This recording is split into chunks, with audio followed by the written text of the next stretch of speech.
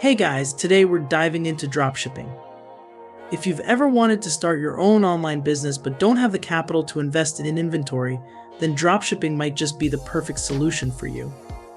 So let's get right into it. First things first, what exactly is dropshipping? Well, it's a retail fulfillment method where a store doesn't keep the products it sells in stock.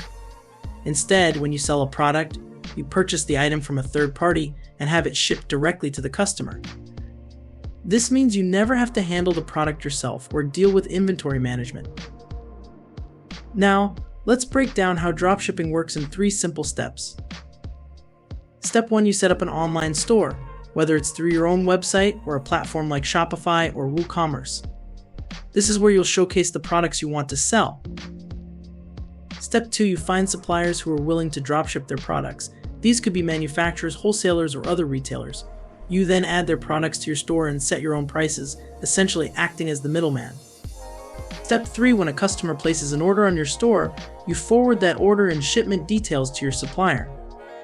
They then ship the product directly to the customer, and you keep the difference between the price you charge the customer and the price the supplier charges you. You've made a sale without ever having to touch the product.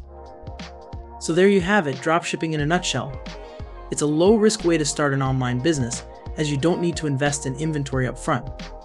However, keep in mind that success in dropshipping requires effective marketing, customer service, and finding reliable suppliers.